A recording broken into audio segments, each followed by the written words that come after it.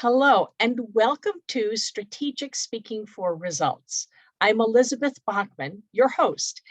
And today I want to talk about some of the phrases, some of the conversational habits we have that sabotage us. For instance, I might say, excuse me, I don't want to bother you, or I don't know if this is a good idea, but or sorry, I was just thinking, would it be okay? Could I get a moment of your time, etc. It's what we are taught often as young people, especially as girls, to not be so pushy, to be deferential, or at least to be polite. My mother always used to say, would you be so kind as to go close the window because I'm cold? However, in a business situation, it depositions you. It makes you less important. One of the ways that women in business sabotage themselves is, instead of saying, this is my idea, we might say, I was worried that such and so, or I was just thinking that we ought to do this. By prefacing your idea, your topic, your sentence with a word like that, you are already signaling that you shouldn't be listened to, that this is not really worth the time or the attention of the people who are listening. As a leader, it's really important to just give your idea.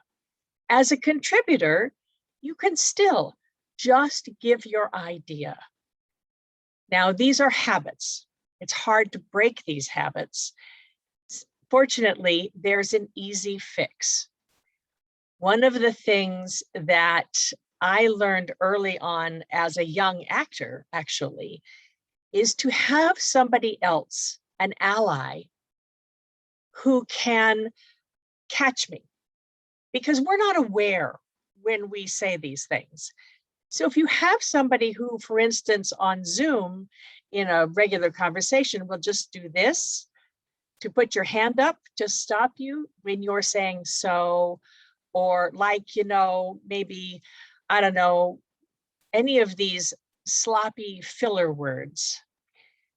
Enroll a friend to catch you, or to cough, or to, if you're on a Zoom meeting, to send you a direct message. The more you are aware of it, the easier it will be to stop.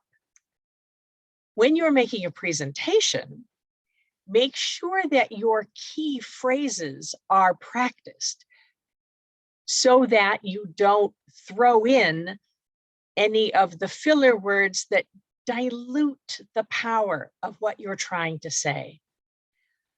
Again, you can have a friend help you. The lesson I learned when I was a young actor, I was in a children's theater group, or a theater group for children, and I was the girl. I had long blonde hair, and I played Gretel. I played Gerda in The Snow Queen. I played all the little girls. When I had some habits of just the hands that moved, however, the director had a pair of finger cymbals. Every time I did something that was not intentional, that was just extra or distracting, he would cling those finger cymbals together, and I hated it. But it taught me. It taught me.